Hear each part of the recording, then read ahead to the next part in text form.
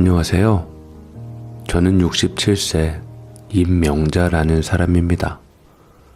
제 인생 이야기를 나누려고 합니다.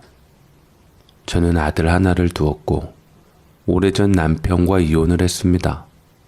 남편은 평범한 회사원이었으며 늘 무뚝뚝한 성격을 가진 사람이었습니다.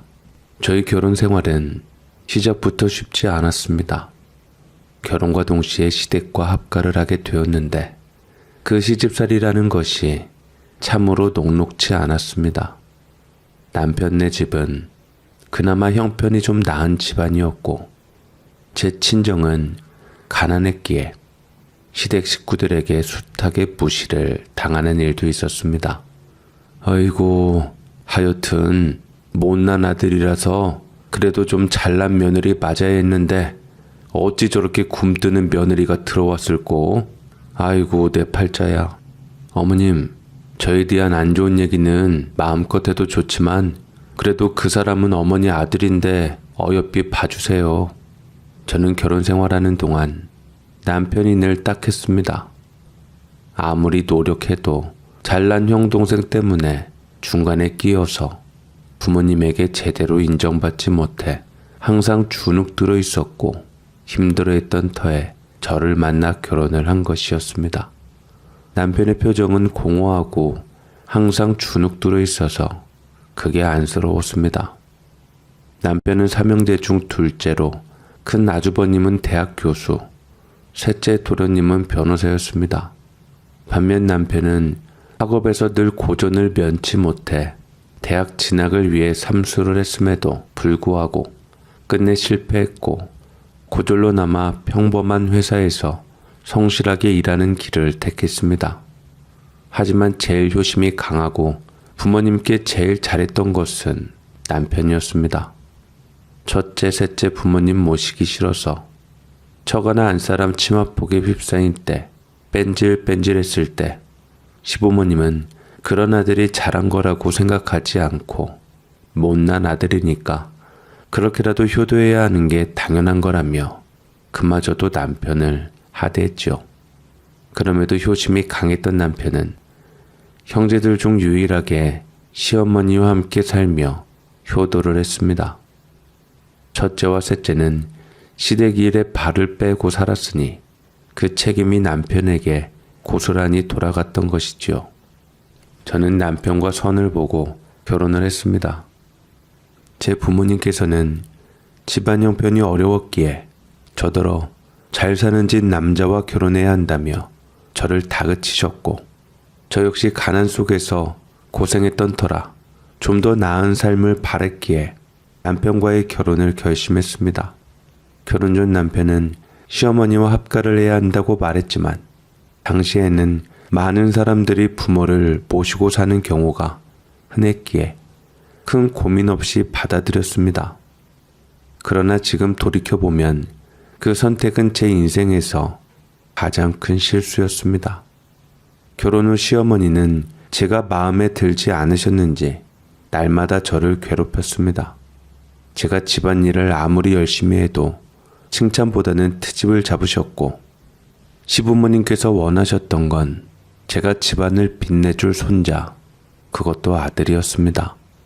하지만 제가 결혼 후 몇 년간 임신을 하지 못하자 시어머니의 구박은 날로 심해졌습니다. 제게 아들을 낳으라며 독소를 퍼부으시던 모습은 지금도 선명히 기억납니다. 그 시절 제게는 하늘도 야속하게 느껴졌습니다.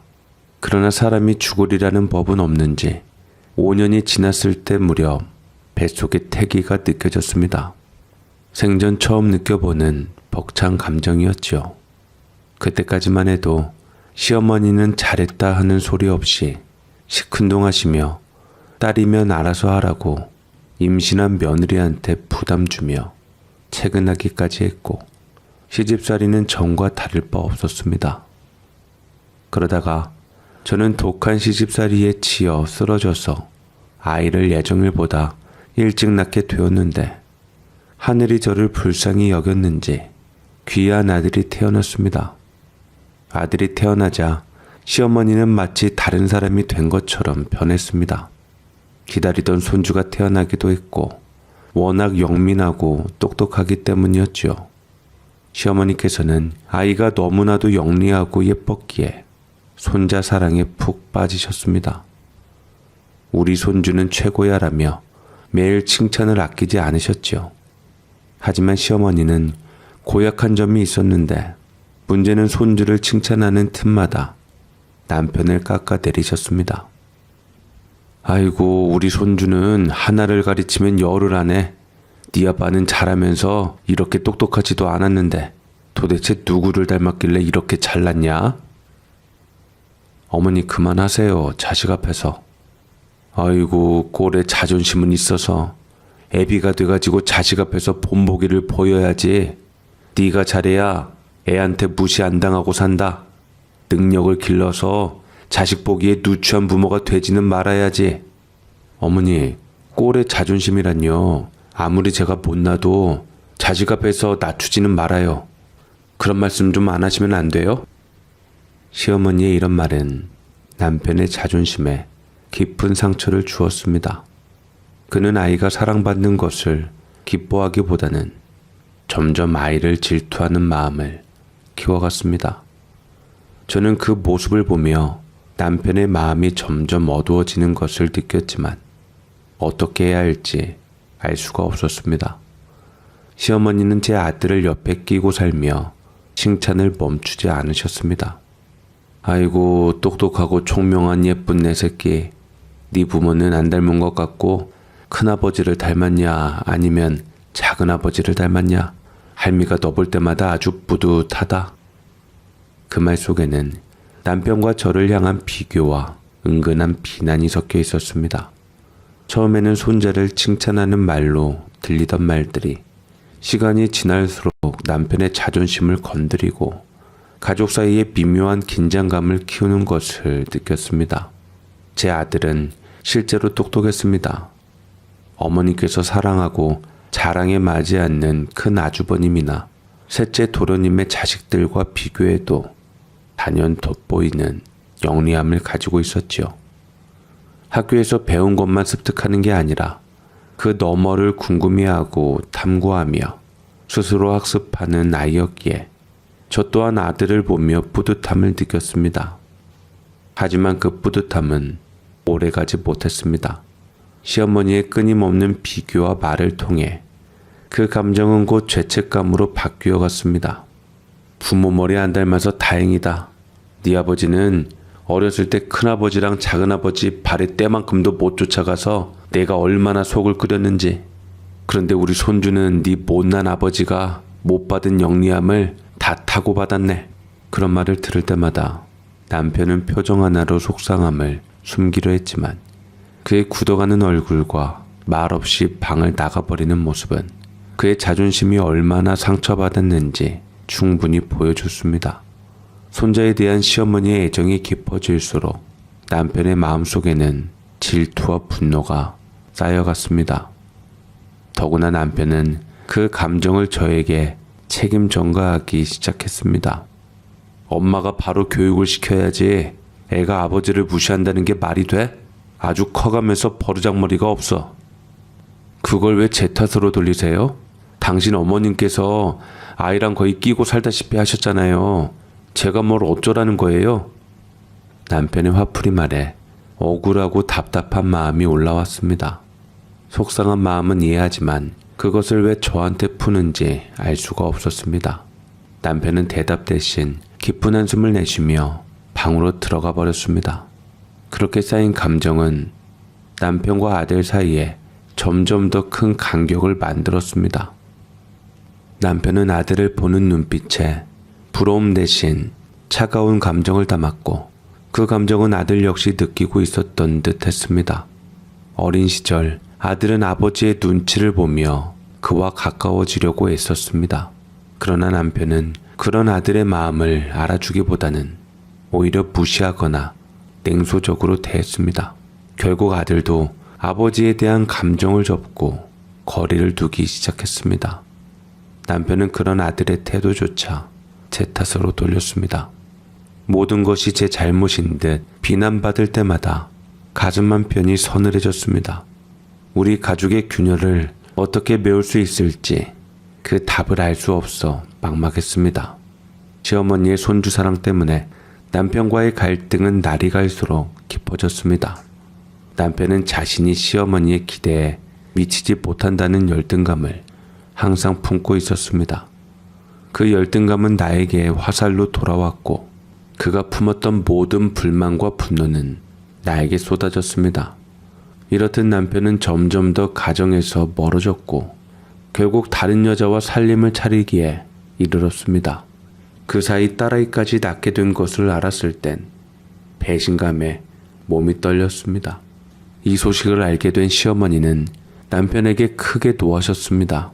그러나 시어머니의 분노는 남편을 바꾸지 못했고 오히려 그와의 관계는 더욱 삐딱해질 뿐이었습니다.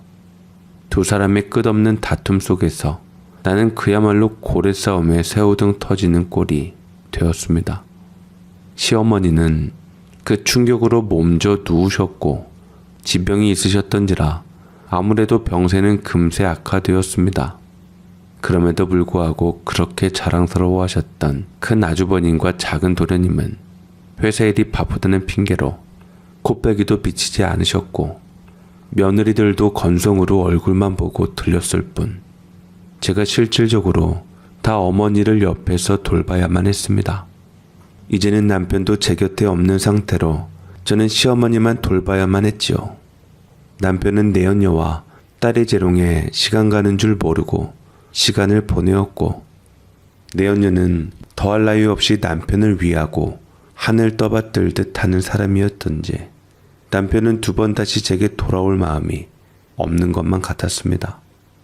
기어이 짐을 다 싸갖고 나갔더라고요. 그러다 보니 저도 왜 시어머니를 모셔야 하는지 잘 모르겠지만 아무도 돌봐주지 않는 시어머니를 마냥 요양원에 보낼 수도 없었고 나름의 안쓰러움도 있었기에 그래도 저는 시어머니를 끝내 지켰습니다. 시어머니에게 저도 좋은 감정이 있었지만 그래도 인간적인 동정심이 들었기에 저는 봉사활동한답시고 돌보았지요. 그래서 시어머니는 돌아가시기 전에 그 대가로 제게 모아놓은 돈을 쥐어주셨습니다. 이제껏 죄 많은 늙은이가 본디 없이 착한 효부에게 행패를 부렸다고 미안하다고 말이지요. 하지만 남편에게 그동안 쌓였던 미움이 해소되지 않은 채 시어머니는 결국 세상을 떠나셨습니다. 남편과 시어머니의 갈등의 모든 피해는 고스란히 나와 아들이 짊어지게 되었습니다. 남편은 끝내 새 여자와 새로 태어난 딸을 집안으로 데려왔습니다. 나도 한 번쯤은 세상에 태어나서 대접받고 싶고 행복하게 살고 싶어. 당신만 보면 어머니께 무시당했던 일들이 생각나서 너무 힘들어. 재현이랑 같이 나가. 재현이도 당신도 이제 내 인생에서 사라졌으면 좋겠어. 그렇게 무책임한 게 어딨어요? 그럼 재현이는 아빠 없이 지내라는 소리예요? 당신이 재현이만 낳지 않았어도 도리어 내 인생은 잘 필 수가 있었어. 이제 나도 사람답게 살고 싶어. 재현이만 보면 옛 생각이 나서 내 숨을 막히게 해. 이제 다 잊고 살고 싶어. 여보, 그런 게 어딨어요. 재현이는 당신 아들이에요. 당신을 힘들게 한 어머니가 나쁜 거지 나와 재현이가 무슨 잘못이 있어요? 알지, 알아. 그렇지만 당신과 재현이만 보면 우라통이 터지고 괴로운 걸 어떡해. 나 좀 봐줘. 당신이 나를 생각한다면 물러나줘. 나는 지금 내 곁에 있는 사람이랑 평생을 함께하고 싶어. 끝까지 이혼을 안 해주려고 했지만 남편이 그 여자와 함께 제발 살려달라고 저희 모자와 있으면 숨이 막히고 너무 힘들다는 이유만으로 이혼해달라고 무릎을 꿇고 빌었습니다. 더욱이 소중한 딸을 혼외자로 만들고 싶지 않다는 이유도 있었지요. 제 신세가 너무나도 처량하고 내 아들 신세도 가여웠지만 더 이상 여자로서 비참하게 내 인생 갉아먹으면서까지도 이 집에 있고 싶지 않았습니다. 남편이 그 여자를 데리고 들어오는 바람에 동네 사람들은 그 여자가 내 연녀라는 것도 알고 있었고 내가 불쌍한 본처인 것도 알고 있었기에 항상 수군거림을 달고 살았는데 그것이 너무 괴로웠습니다. 제 아들도 그것으로 인해서 스트레스를 많이 받았고 항상 모범생이고 착하기만 했던 제 아들은 학교에서 사정을 알고 있는 친구들에게 놀림감이 되어 싸우기도 하고 울면서 오기도 했습니다. 엄마, 제발 아빠랑 이혼하고 우리끼리 나가서 살면 안 돼요? 맨날 친구들이 놀리면서 힘들게 하는데 저 여기서 살고 싶지 않아요. 아무도 모르는 곳에 가서 엄마랑 같이 행복하게 살고 싶어요. 그래, 가자꾸나. 이혼하고 아빠 떠나서 우리끼리 가서 잘 살자, 재현아. 다른 건 몰라도 너 괴롭고 힘든 건 엄마가 못 참겠다. 어른들의 잘못으로 인해서 네가 괴로워하는 것을 보니 애미가 마음이 무너지는구나. 아들의 처절한 울음에 저는 끝내 이혼을 하고 말았습니다. 그리고 시어머니의 유산은 고스란히 제 위자료가 되었고 남편과의 이혼은 더 이상 선택이 아닌 필연적인 일이 되었습니다.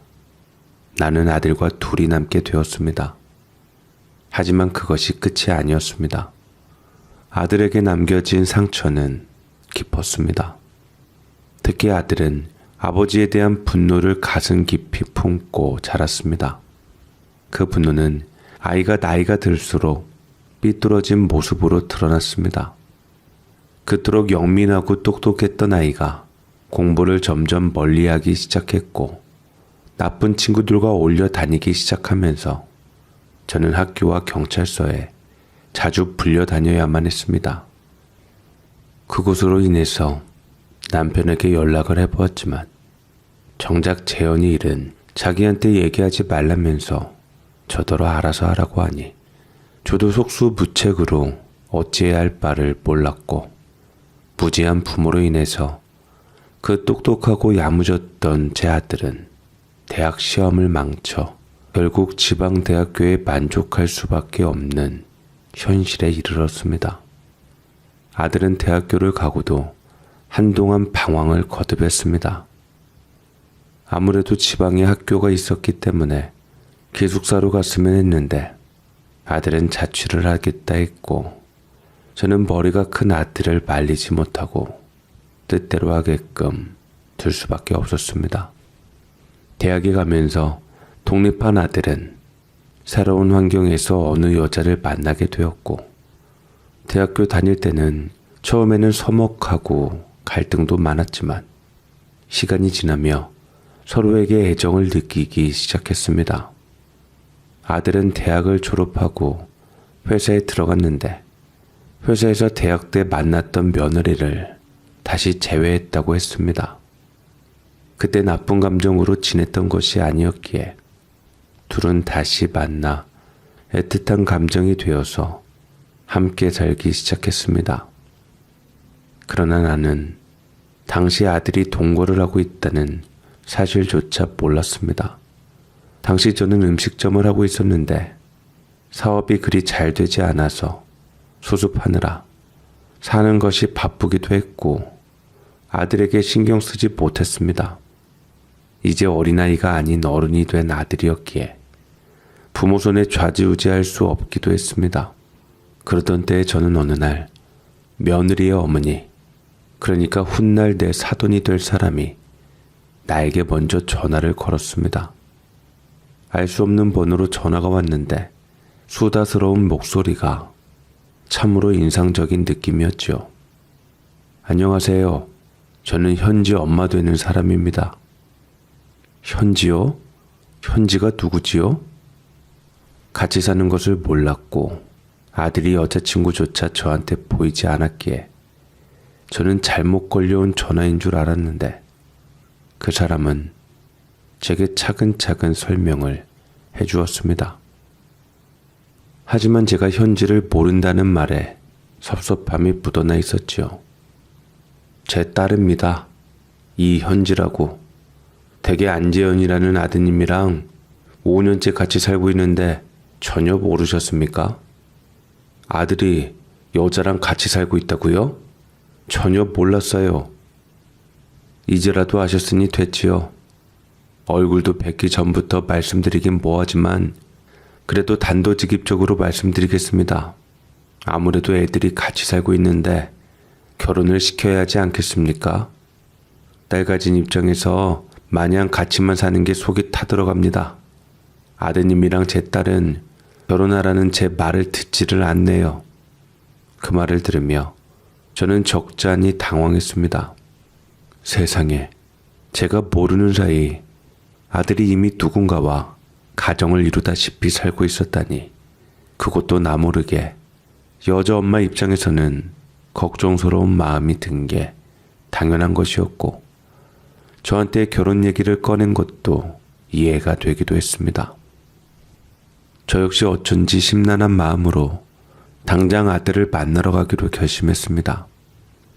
그 당시 사돈의 전화를 받은 뒤 나는 무거운 마음으로 버스에 올랐지요.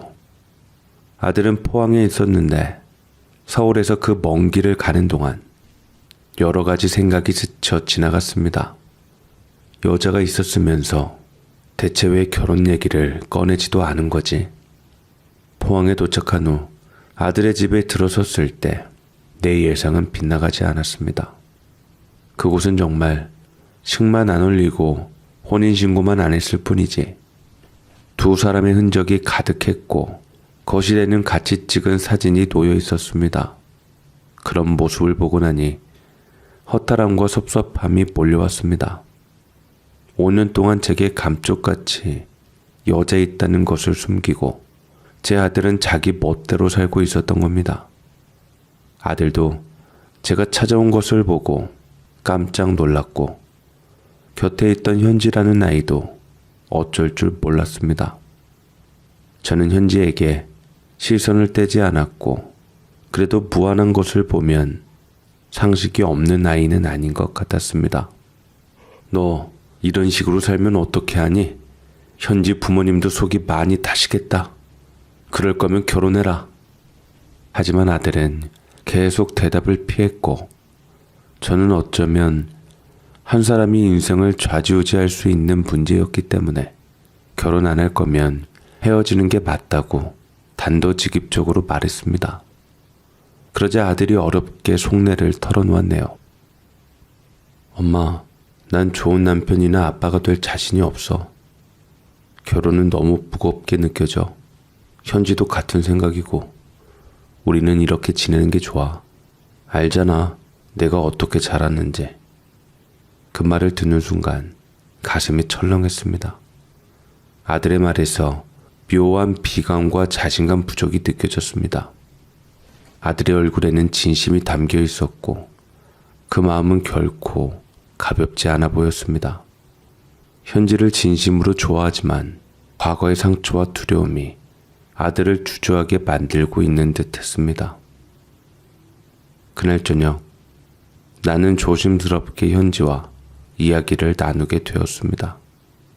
현지는 첫 인상부터 눈에 띄는 자유분방한 아이였습니다. 대화 속에서 그녀는 자신의 의견을 거침없이 내비쳤고 규칙이나 틀에 얽매여 있는 것을 싫어하는 성격이 분명했습니다.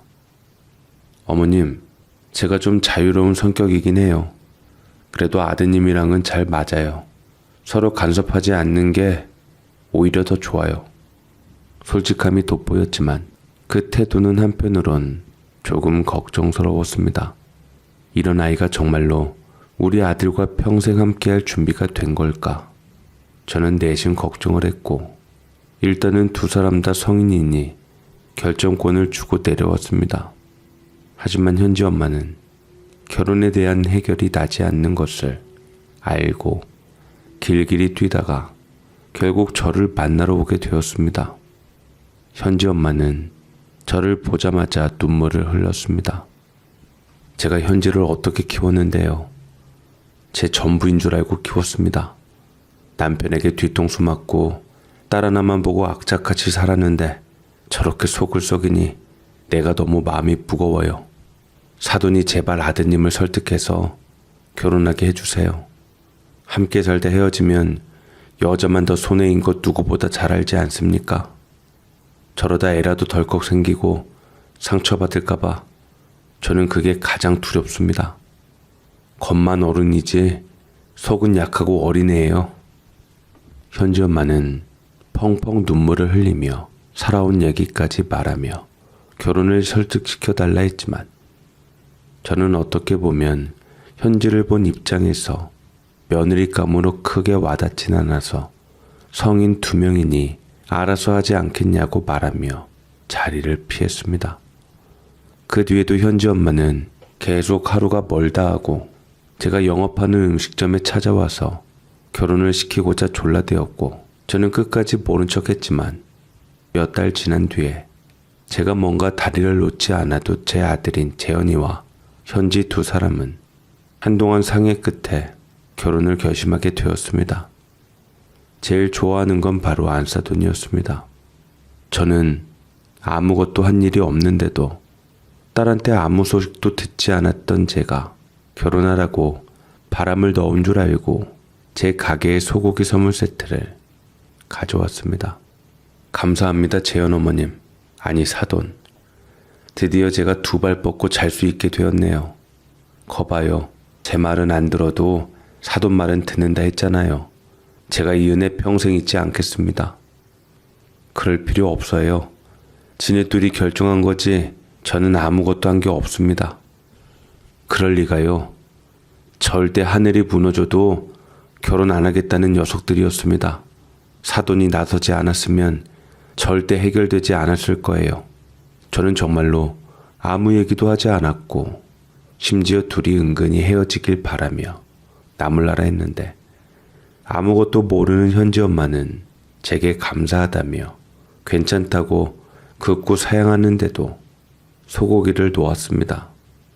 딸한테 아무 얘기를 듣지 못했나 제가 결혼 약속을 잡은 줄 아는 것을 보면 딸과 전혀 소통이 안 되는 것 같았습니다. 현지랑 연락을 많이 안 하세요? 현지가 무뚝뚝할 것 같긴 한데 그래도 엄마한테는 잘할 것 같은데. 아이고, 말도 마세요. 기집애가 사회생활은 참 잘하는데 저한테는 얼마나 까칠하고 못됐는지. 아이고, 내 정신 좀 봐. 이 얘기를 내가 왜 사돈한테 하고 있나. 그냥 못 들은 걸로 해주세요. 워낙 착하고 싹싹한 아이인데 저한테만 그래요. 다 제 잘못이에요. 그게 무슨 소리예요? 부모가 왜 잘못을 해요? 제가 친정에 빚이 있고 하도 친정 식구들이 사고를 쳐서 남편 모르게 좀 도와줬는데 그것 때문에 남편과 멀어졌어요. 출가 외인이 친정 식구들을 떨치지 못한 죄였죠. 제가 남동생들 때문에 교육도 못 받은 데다 남동생은 허구헌날 사고치고 아버지는 사업하다 돈 잃으시고 엄마는 저를 붙들고 우시기만 하고 그런 엄마가 불쌍해서 친정비 갚아주다가 남편 다른 데 살림 차리고 이혼했지요. 그것 때문에 딸이 절 원망 많이 했어요. 자기를 아버지 없는 애로 만들었다고. 그때부터 남편이 저를 많이 무시한 것만 보고 자라서 그런지 딸도 자기 아빠랑 똑같이 저를 무시하더라고요. 사돈은 푼수 같고 말도 많았지만 누구보다 딸에 대한 사랑으로 똘똘 뭉친 사람이었기에 저는 뭔가 마음이 찡했습니다. 제 처지랑 크게 다르지 않았고 제 인생을 보는 것만 같았습니다. 상견례 자리에서 다시 본 사돈은 내게 묘한 친근감을 주는 사람이었습니다.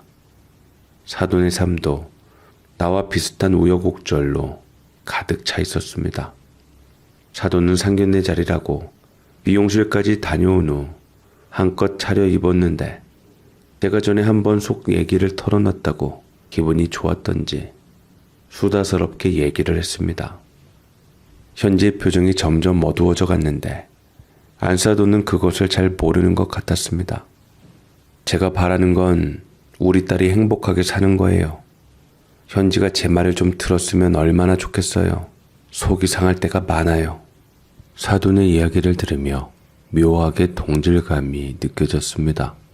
우리 둘 다 자식을 위해 애쓰며 살아온 건 매한가지구나. 안사돈에게서 제 모습이 보였고 왜 사돈을 볼 때마다 가슴이 아프고 찡한지 알 수 있게 되었습니다.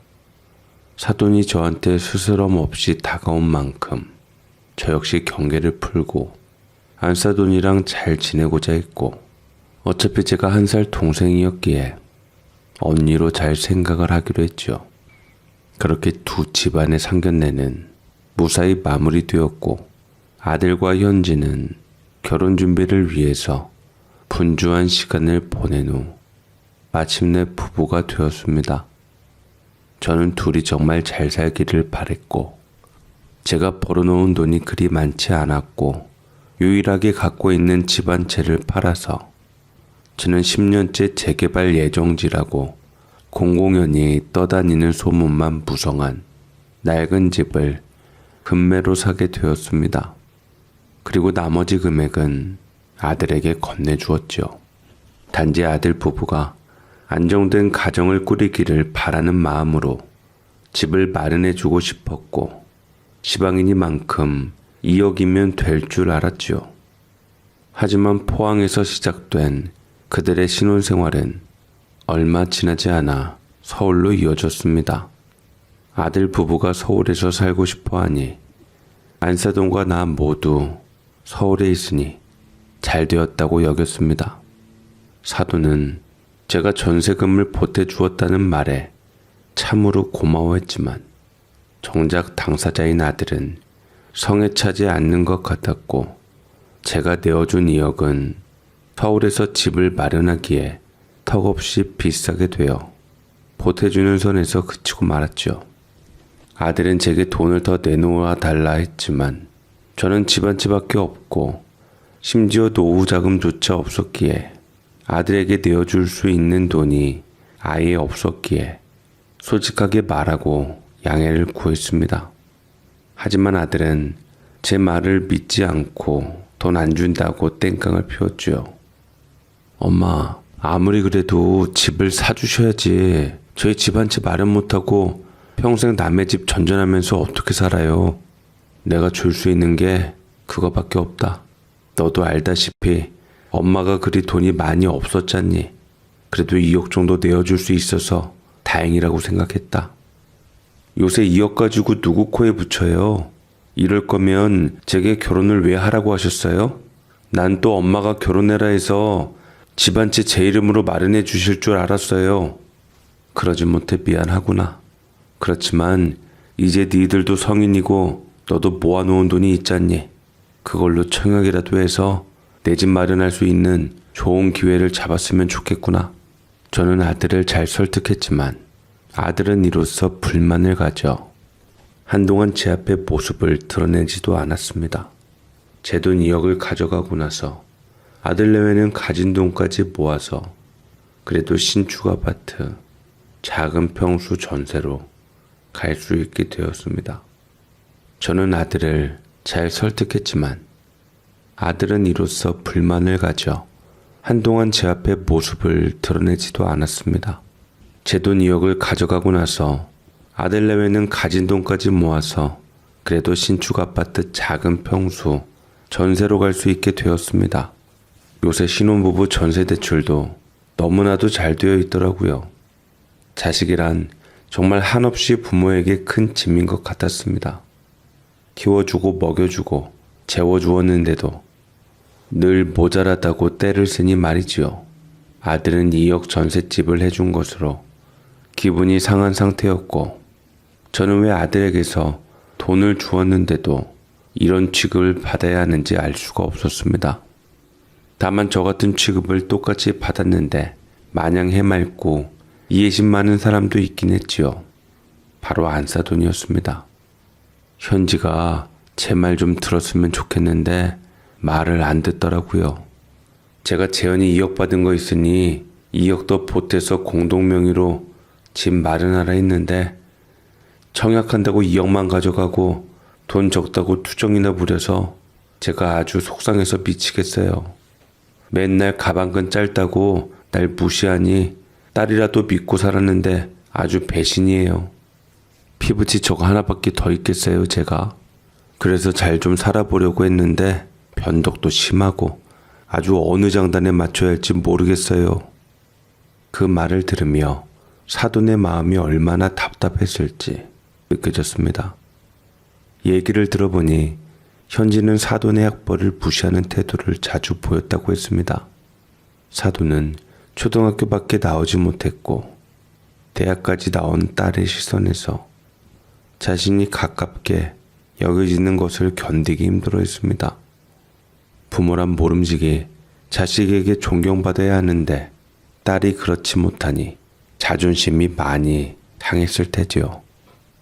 제가 안사돈의 마음을 이해해주고 위로해주니 안사돈 또한 제게 더 가까이 다가오며 의지했고 우리는 점점 더 가까워져서 함께 지내는 시간이 많아졌습니다. 안사돈은 제게 이것저것 반찬이나 먹을 것들, 좋은 것이나 귀한 것들이 오면 항상 저와 나눠 먹길 바라고 정이 넘치는 사람이었습니다. 아이고, 그럼 나야 고맙지. 이렇게 내게 좋은 동생이 생기다니. 하긴 우리가 남인가? 이제 자식들끼리 결혼했으니 가족이지. 사돈도 나한테 말 편히 해요. 우리도 여느 자매처럼 서로 편하게 잘 지냅시다. 안사돈은 딸에게 무시를 당했던 반면 제게는 종종 언니 대접을 받는다고 하며 나를 좋아했고 나 역시 사돈과 가깝게 지내며 혼자가 아니라는 위안을 얻었습니다. 심지어 안사돈은 서울 외곽의 낡은 아파트에 살고 있었지만 재개발 소식을 듣고 내 집 근처로 이사오게 되었습니다. 우리 둘은 때로는 쇼핑도 하고 반찬을 나누어 먹으며 김장도 함께 하면서 자매처럼 지냈습니다. 안사돈의 학벌 콤플렉스는 사돈의 마음의 아픔 중 하나였습니다. 나는 고등학교까지는 나왔지만 안사돈은 초등학교도 제대로 졸업하지 못했고 그로 인해 딸에게 무시를 당했다고 했습니다. 딸 때문에 이 악물고 배웠지. 한글도 배우고 글도 읽을 줄 알게 됐어. 딸 때문에 서럽고 힘들어서라도 배우지 않으면 못 견딜 것 같았거든. 나는 사돈의 이야기를 들으며 마음이 무거워졌습니다. 얼마나 많은 밤을 울며 글을 배웠을지 생각하니 딸이 사돈에게 긍정적인 영향을 준 것도 맞지만 동시에 얼마나 큰 상처를 주었는지도 느껴졌습니다. 나와 안사돈이 결속력이 있게 된 것은 자식들 영향이기도 했습니다. 아들과 며느리는 결혼 후 마치 자기들만의 세계에서 살고 있는 듯 했습니다. 명절에는 여행을 떠나는 것이 당연한 일처럼 되었고 생일이나 어버이날에도 얼굴 한번 보이기 어려웠습니다. 가끔 바쁘다며 통장에 돈을 보내는 것이 전부였습니다. 이런 상황에서 나는 안사돈과 더욱 가까워졌습니다. 우리의 공통점은 바로 자식들에게 느끼는 서운함이었으니까요. 서로의 이야기를 들어주며 우리는 묘한 동지애와 전우애를 쌓아갔습니다. 저는 며느리에게 가끔 전화를 걸면서 말했습니다. 예, 현지야. 너 나한테는 전화 안 해도 되지만 네 친정엄마한테는 연락이라도 해라. 너 보고 싶어서 목 빠지게 네 전화만 기다리고 있는 사람인데 신경 좀 써야지. 내 곁에서 볼 때마다 안쓰러워 죽겠다. 어머니, 제가 바빠서 못하는 거예요. 저도 생각날 때마다 하려고 노력하고 있어요. 저희 엄마가 원래 과장도 심하시고 그래요. 하는 말 다 믿지 마세요. 그래, 네가 잘하는 거 누구보다 잘 알지. 그래도 엄마한테는 그러는 거 아니다. 자식이 계속 잘해도 엄마는 서운한 법이야. 나이 들면 다 애가 된다 하잖니. 이해하자꾸나. 나중에 후회하지 말고. 가끔씩 나는 며느리에게 친정엄마를 잘 챙기라고 말했고 안사돈은 내 아들에게 나에게 더 잘하라고 충고했습니다. 하지만 그럴수록 아들과 며느리는 점점 더 멀어졌습니다. 그럼에도 안사돈과 나는 서로에게 의지가 되어주며 두 사람의 태도에 서운함을 나누고 그 속에서 묘한 위안을 찾았습니다. 우리의 관계는 단순한 사돈 관계를 넘어 세상 속에서 서로를 이해하는 친구가 되어가고 있었습니다. 하지만 그럴수록 아들과 딸들은 우리 잔소리가 듣기 싫었는지 점점 더 멀어지기 시작했습니다. 처음에는 반찬이라도 가져가라고 하면 귀찮다는 표정을 짓더니 나중에는 아예 가져간 반찬들을 죄다 썩혀 음식물 쓰레기통에 버린 일이 있었습니다. 몰랐는데 안사돈이 또 반찬을 가져갔다가 그 모습을 보고는 자기가 만든 반찬을 차마 못 전해주고 저에게 가져다 준 것이었죠. 그런 모습을 보고는 차마 참을 수가 없어 안사돈과 함께 자식들의 집으로 갔고 초인종을 눌러 들어가 잔소리를 했습니다. 아니, 우리가 정성 들여 만든 음식을 어떻게 다 버릴 수 있어? 배달 음식만 먹으면 건강도 망쳐. 그러니까 니들은 이게 돈도 시간도 얼마나 많이 들어간 건지 아냐?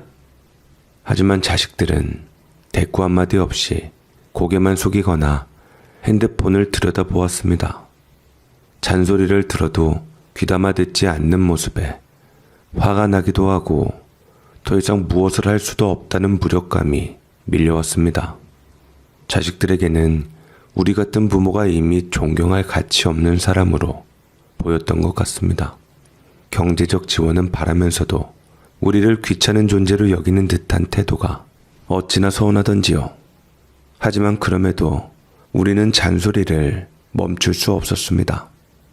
그나마 잔소리를 해야 마음속 답답함이라도 조금 풀릴 지경이었으니까요. 그러던 어느 날 예상치 못한 소식이 찾아왔습니다. 아들과 며느리에게 딸과 사위에게 새로운 생명이 찾아온 겁니다. 얘기 들었어?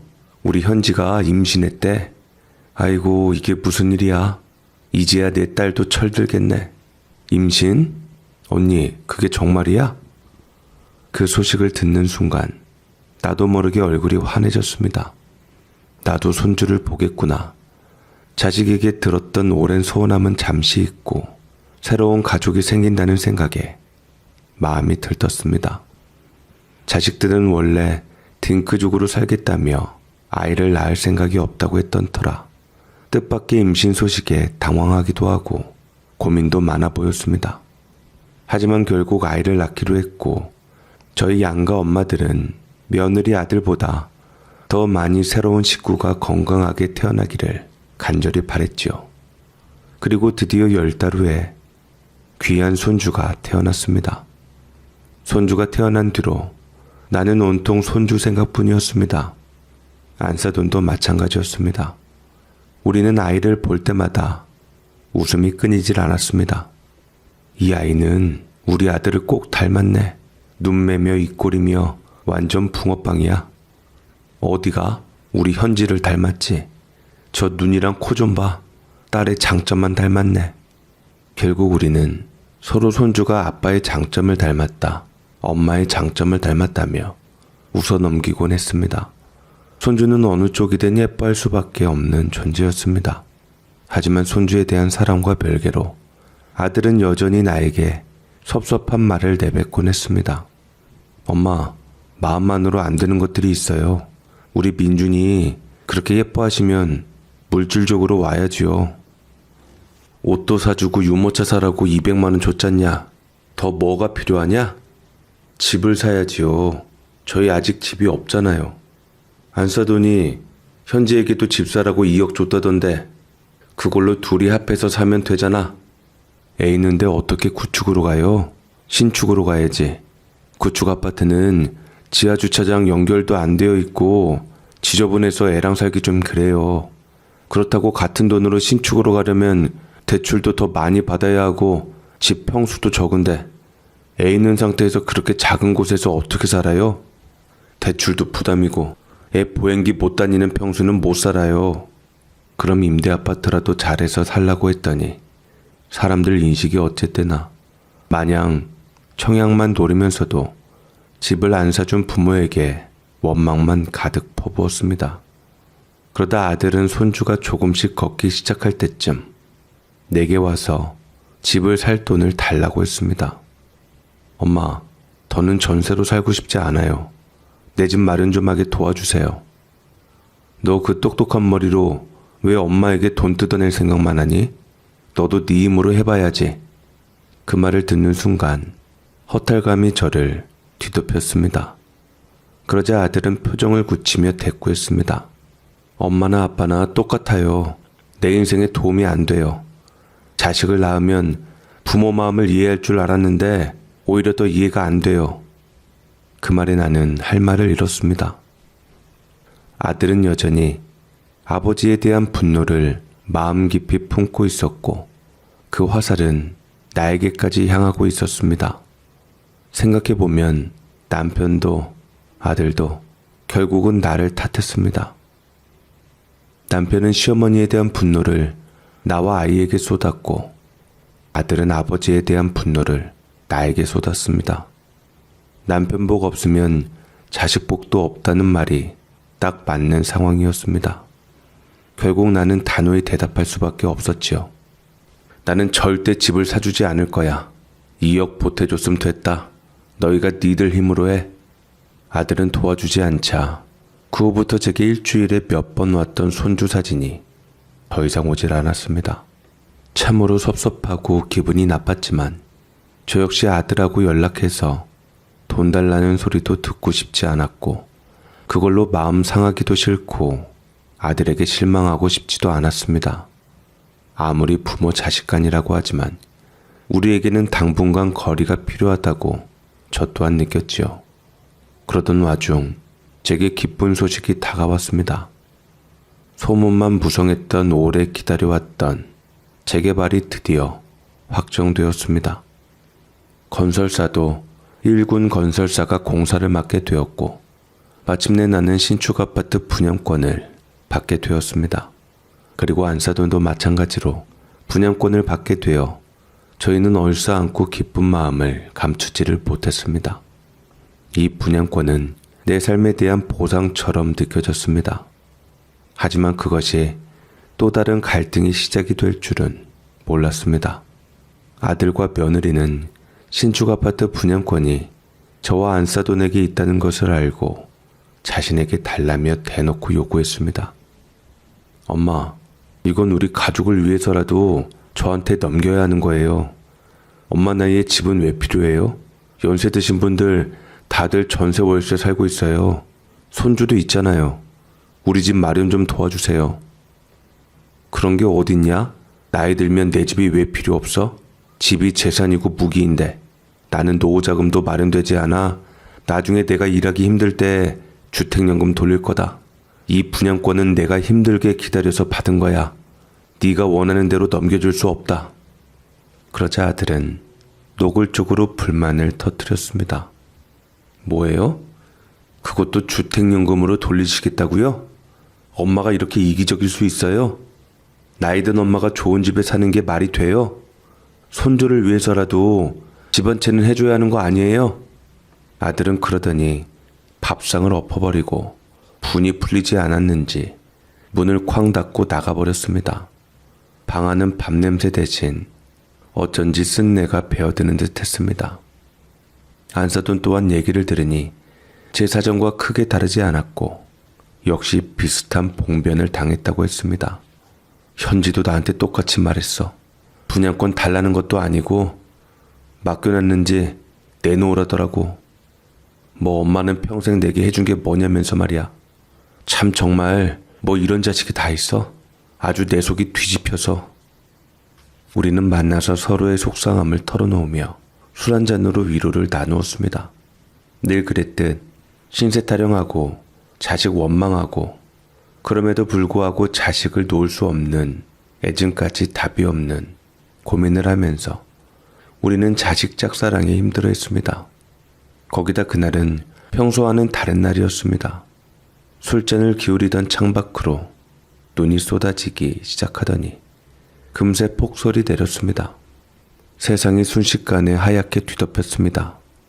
우리는 창문에 쌓여가고 있는 새하얀 눈을 보며 운치 있고 좋다 싶었는데 문제는 몇 시간 있다가 설상가상으로 집안의 한기가 느껴지기 시작했습니다.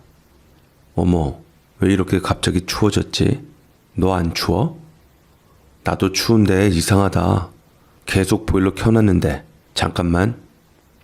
저는 보일러 쪽을 가봤는데 아니나 다를까 확인해보니 보일러가 꺼져 있었습니다. 그리고 빨간 불이 깜빡깜빡거리며 점검이 들어와서 저는 몇 번이나 다시 끄고 켰지요. 하지만 보일러는 여전히 빨간색 점검 표시가 깜빡이기만 했습니다. 이제 입가에 김이 서릴 지경이었고 너무 추워서 두꺼운 잠바를 꺼내 입었습니다. 안사돈은 이미 제 잠바를 미리 입고 있었지요.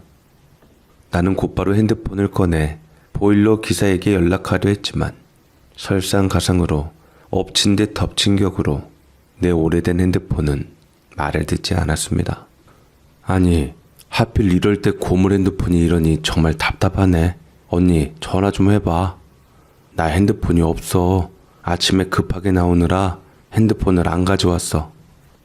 뭐?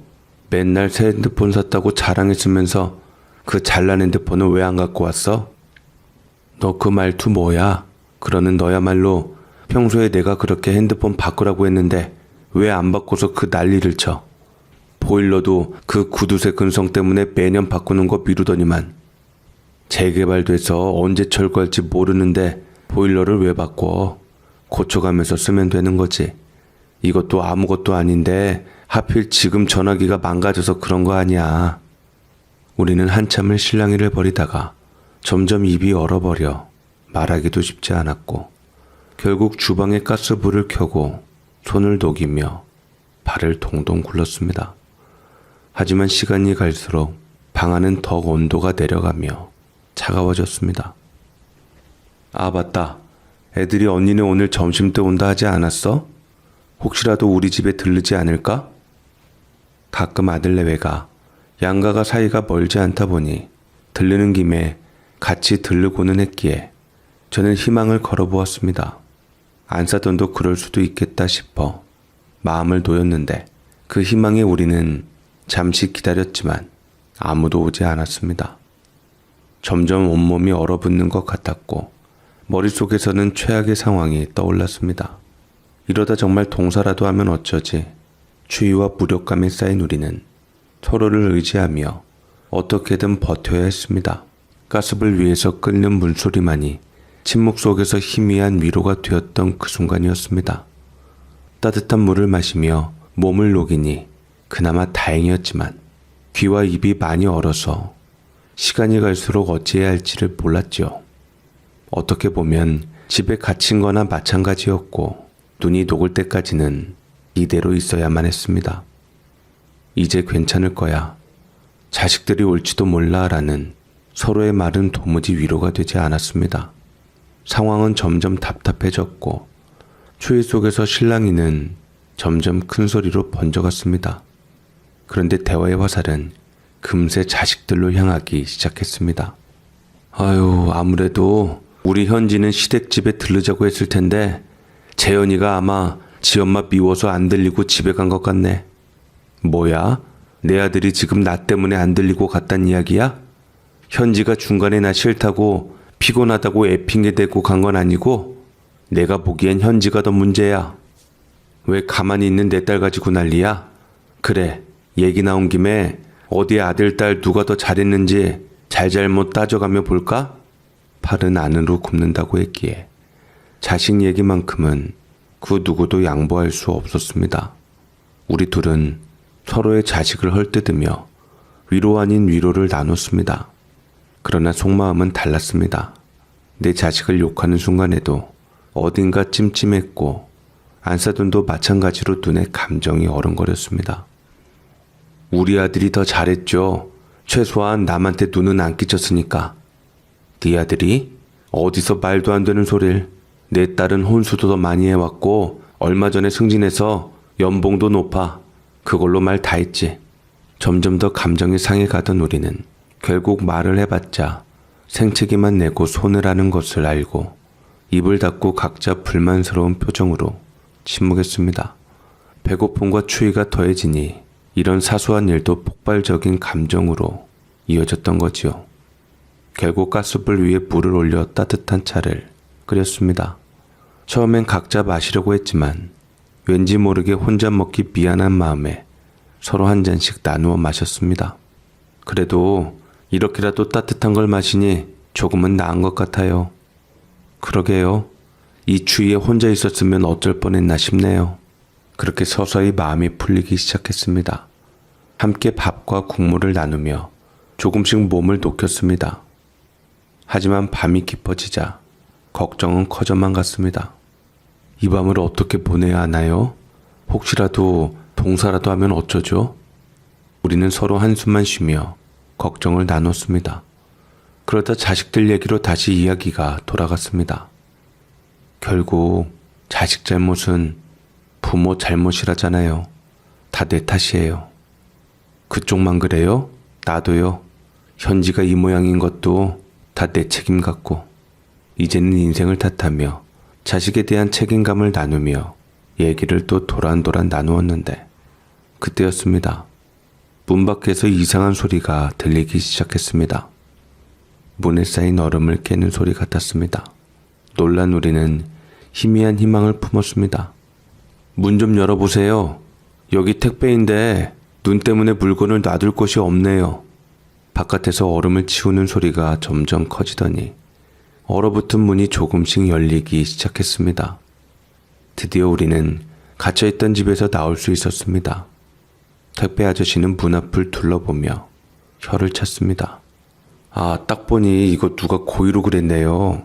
눈 위에 물을 뿌려서 이렇게 꽁꽁 얼리면 일부러 그런 거죠. 대체 누구한테 원한 산 거 있어요? 그 말을 듣는 순간 우리는 서로의 얼굴을 보며 말을 잇지 못했습니다. 저와 안사도는 택배 아저씨의 말을 듣고 깜짝 놀랐습니다. 대체 누가 이런 짓을 했단 말인가? 생각할수록 화가 치밀었고, 이것이 단순한 장난이 아니라 고의적으로 우리를 감금하려는 의도였다는 점에서 더 이상 두고 볼 수 없었습니다. 당장 경찰서 가자. 이건 감금이나 다름없어. 누군지 꼭 밝혀내야 해.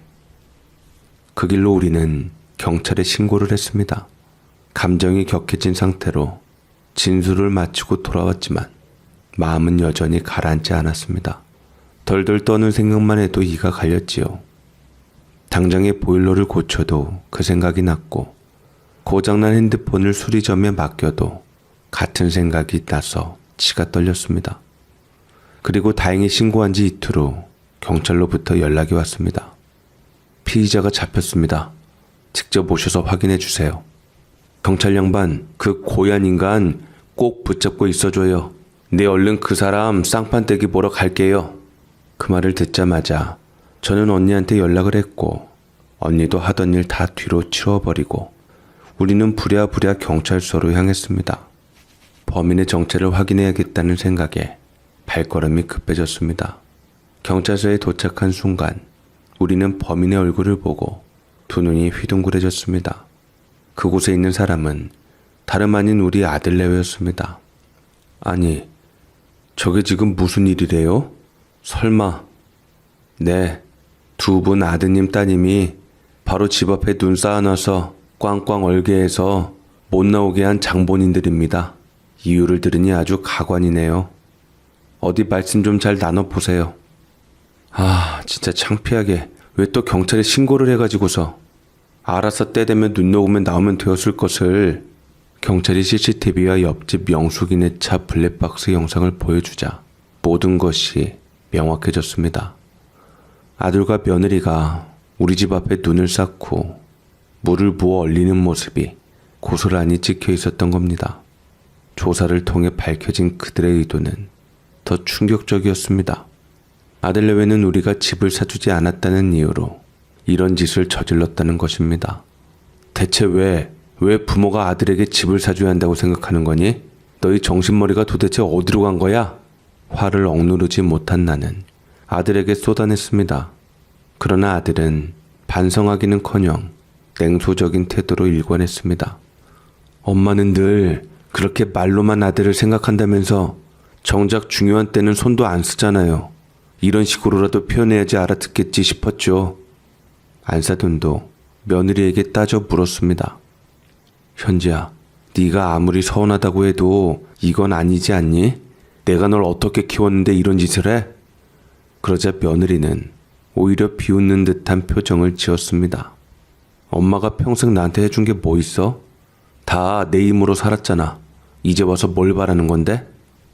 그 순간 나나 안사돈이나 둘이 서로 눈을 마주치면서 마음속 깊은 곳에서부터 무너져 내리는 느낌이 들었습니다. 나는 결심했습니다. 잘 되었다. 니들 하는 꼬라지 보니 준 돈도 돌려받으려는 마음이 굴뚝 같았지만 줬다 뺏는 게 치사해서 관두려 했는데 잘 됐구나. 더는 너희에게 내 도움을 줄 생각이 없다. 전세금도 당장 돌려줘. 더는 네 멋대로 살게 두지 않을 거야. 맘대로 하세요. 그깟 전세금 푼돈 가지고 되게 생색내시네. 아들은 끝까지 반항했습니다. 마음대로 해보라며 비웃는 태도에 나도 결단을 내릴 수밖에 없었습니다. 결국 나는 아들에게 소송을 걸었습니다. 특히나 기왕 2억이란 돈이 걸려있는 거 변호사도 아름아름 알아내서 부모 자식 소송 간에 승소율이 높은 변호사로 선임을 했지요. 법정 싸움 끝에 법원은 제 손을 들어주었고 아들은 그제야 잘못을 인정하고 고개를 숙였습니다. 마찬가지로 사돈도 괘씸했던지 저와 똑같은 수순을 밟았으며 며느리에게 2억 원을 돌려받고자 했지요. 며느리도 뒤늦게서야 아차 싶어 자신이 했던 잘못을 사과했지만 그 모습에서 진정성을 찾기란 어려웠습니다. 니들 어른 무서운 줄 알아야 한다. 니들이 보기에 부모가 가방끈도 짧고 니들보다 못하다고 생각해서 무시하나 본데 이건 잘못했다는 말만으로 끝나는 게 아니야. 다시는 이런 일이 없도록 행동으로 보여줘야 한다. 아, 알았다고요. 그만 좀 하라고요. 2억 원 가져가면 우리 길거리로 나앉아야 하는데 지금 와서 꼭 그렇게 해야겠어요? 그래 엄마, 제발 말 좀 바꿔. 그동안 내가 엄마 무시한 거 없었던 걸로 해줘. 안 그러도록 할 테니. 2억 가져가면 추운 겨울날 우리 민준이는 어쩌라고. 나는 더 이상 니들 사정 봐주고 싶지 않다. 그만큼 너희에게 끌려다녔으면 많이 양보했다고 생각한다. 호의가 계속되면 권리인 줄 안다고 더 이상 니들에게 뭔가 주는 것이 의미 없다는 것을 나는 알게 되었어. 구구절절 말할 거 없어 언니. 니들 둘이 합해서 각각 양가 어른에게 2억씩 배상하고 니들 뻑하면 부모 원망했지? 그래, 자식 앞에서 니들이 얼마나 부모 노릇 똑바로 잘하는지 내가 볼 거야. 그날 이후 나는 아들과의 관계를 재정립하기로 마음먹었습니다. 한때는 자식들에게 기대고 의지하려 했지만 이제는 나 자신을 위해 살기로 결심했습니다. 안사돈도 같은 결심을 했고 우리는 서로의 아픔을 나누며 위로를 찾았습니다. 이젠 우리를 먼저 생각해야 해요. 자식들은 자기들 삶을 알아서 살게 두고요. 그날의 사건은 우리를 새롭게 변화시키는 계기가 되었습니다.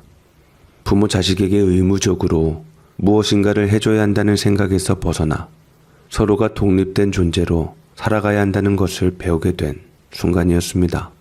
안사돈과 나는 아들 내외에게 돌려받은 전세금을 처음에는 완전히 회수하려 했지만 자식들은 저희가 진심으로 알고 뒤늦게 싹싹 빌면서 지금은 자신에게 안락한 삶을 주는 4억이라는 그 돈이 얼마나 가치 있는지 그리고 얼마나 귀한 자산인지를 깨닫게 되었습니다. 엄마, 잘못했어요. 다신 엄마한테 무리한 요구 안 하고 감사하면서 쓸게요. 엄마 항상 잘 찾아뵙고 연락도 많이 하고 엄마를 내 목숨처럼 귀하게 여길게요. 2억은 뺏지 말아주세요. 내가 법원에서 승소한 마당에 내가 왜 그래야 하냐? 내가 엄마 아들이잖아요. 네가 내 아들이면 엄마한테 더 잘해야지. 2억이 부족하다고 그 난리를 쳤으면서 이제 와서 뭐? 정말 잘못했어요. 엄마가 바라시는 대로 다 이뤄드릴 테니 저 좀 살려주세요. 장모님께도 말씀 좀 잘해주시고요. 현지한테 항상 약한 장모님이었는데 화가 많이 나셨는지 현지 많이 마음 아파하고 있어요. 그러게 잘해줄 때 니들도 잘하지 그랬냐. 내가 너 맘 같아서는 당장 콩밥도 먹이고 돈도 다 돌려주지 않으려고 했지만 내가 마음이 약해서 참은 거야. 알죠 엄마. 엄마가 저 생각하는 거 누구보다 잘 알아요. 죄송해요. 안다니 다행이구나. 그래, 그럼 일단 내가 네 장모님하고 한번 얘기해보고 고민 좀 해보마. 결국 안사돈도 딸인 똑같이 현지가 깊이 반성하고 있는 것을 알고서 서로 상의 끝에 효도계약서를 작성한 후 다시 그 돈을 아들 내외에게 보태주기로 했습니다. 효도계약서는 단순히 법적 구속력을 떠나 우리와 자식들 사이에 새로운 신뢰를 쌓기 위한 약속이기도 했습니다. 아들 내외는 겉으로는 고맙다며 예의 바르게 행동했지만 속내는 여전히 우리를 향한 악감정이 엿보였습니다. 그래도 다행히 겉으로 내색하지는 않았습니다. 그래도 이 정도면 서로가 지킬 건 지키며 살아갈 수 있겠지? 그러게, 완벽하지 않아도 이제 서로 조심하며 살면 된 거지. 왜 자식들에게 그렇게 눈치 보며 쥐어 살았는지 모르겠다 정말. 참으로 공정한 우리나라 법 덕분에 우리는 자식들에게 정당한 책임을 묻고 동시에 새로운 관계를 만들어갈 수 있었습니다. 그 이후로는 어버이날, 생일, 명절에도 자식들과 함께 시간을 보낼 수 있었습니다. 특히 안사돈과 나는 점점 더 가까워졌습니다. 우리 둘은 단순한 사돈관계를 넘어 서로를 의지하는 삶의 동반자가 되었습니다. 가끔은 함께 여행을 떠나기도 하고 집에서 조용히 차를 마시며 지난날의 이야기를 나누기도 했습니다. 우리 참 인생이 다사다난했지만 그래도 여기까지 왔네. 그러게, 이렇게 서로 옆에 있어줘서 얼마나 다행인지 몰라. 그렇게 아들내외와의 큰 사건이 넘어가게 되었고 아들내외는 그 뒤부터 그래도 맡은 바 효도계약서 이행은 잘하려고 노력했습니다. 그리고 저희에게도 행운이 찾아왔지요. 마침내 내 오랜 꿈이었던 신축 아파트였습니다. 설레는 마음으로 동호수를 확인했을 때 나는 또 한 번 놀라움을 느꼈습니다. 안사돈과 내가 같은 아파트, 그것도 앞집으로 배정된 겁니다. 이게 무슨 인연이야? 우리가 이렇게까지 같이 살게 될 줄 누가 알았겠어? 인연인 게지. 아들, 딸 결혼시킬 때부터 우리 인연도 이어진 거야 분명. 그렇게 우리는 앞집과 뒷집에서 서로의 존재를 느끼며 살고 있습니다. 자식들도 가까이 있고 우리도 서로에게 의지가 되어주는 삶.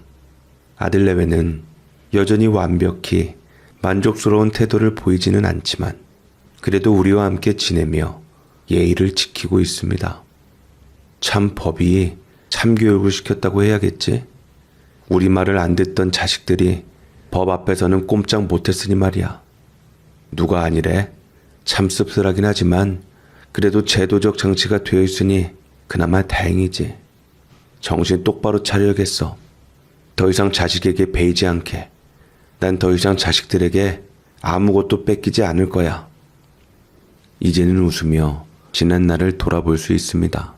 여러분도 혹시 자식 문제로 고민이 있다면 필요하다면 법의 도움을 받아보세요. 부모의 말은 무시해도 법의 말은 절대 무시하지 못하는 자식들이 있으니까요. 제 사연을 읽어주셔서 감사합니다.